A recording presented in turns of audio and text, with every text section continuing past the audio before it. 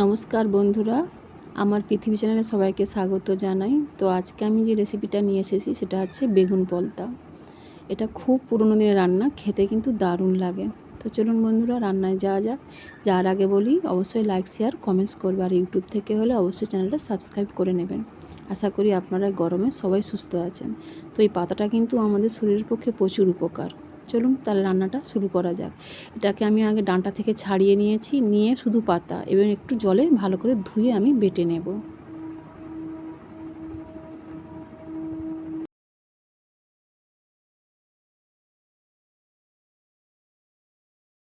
গরম করে নিয়েছি, আর এখানে লম্বা লম্বা করে আমি বেগুনকে নুন হলুদ মাখিয়ে রেখেছি। এগুলো আমি তেলে ভালো করে ভেজে নেব।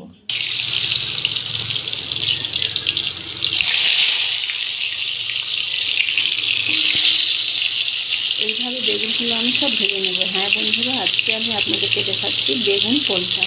তো এই প্রসেসে করলে বাড়ির ছোটো বড়ো সবাই খায়, বিশেষ করে ক্ষুদেগুলো। তিতাও লাগবে না, কিন্তু খেতে দারুণ। একবারে লাল করে এগুলো ভেজে নেব, আর এমনভাবে ভাজবে যেন সেদ্ধ হয়ে যায় একটু। এই অবস্থাতেই আমি তুলে নেব। ভাজা হয়ে গেছে আমার। যতগুলো এই রান্নাটার মেন উপকরণ হচ্ছে এই পলতা পাতা। তো পলতা পাতাটাকে প্রথমে আমি জল দিয়ে ভিজিয়ে ছিলে বেটে নিয়েছি। বাটতে বাটতে ছিবড়েগুলো ফেলে দিয়েছি। এটা এখন পুরো পিওর। আপনারা চাইলে মিক্সিতেও বাটতে পারেন। ওই বেগুন ভাজার তেলে আমি আর একটু সরষের তেল দিয়ে দিলাম। তবে রান্নাটা কিন্তু পুরোটাই সরষের তেলেই করবেন। সরষের তেলে স্বাদ হয়ে যাবে। এবং ওই তেলেই আমি দিয়ে দিলাম লঙ্কা আর একটু পাঁচফোড়ন। খুব সুন্দর গন্ধ ওঠার পর বেটে রাখা পলতাটা আমি দিয়ে দিলাম।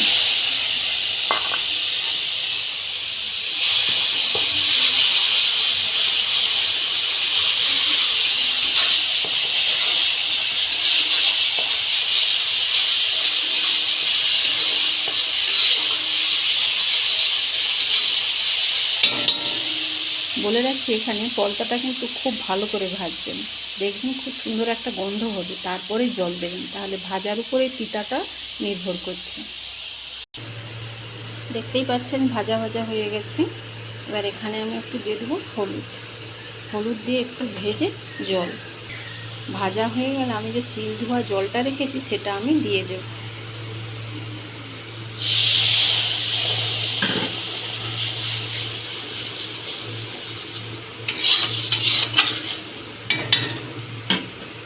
এটা ফুটতে ফুটতে এবারে আমি এতে বেগুনগুলো সব দিয়ে দেব, যাতে বেগুনটার ভেতরেও পলতার স্বাদটা চলে যায়। এখানেই পরিমাণ মতন নুন দিয়ে দেবেন, দিয়ে একটু চাপা দিলেই তৈরি হয়ে যাবে বেগুন পলতা।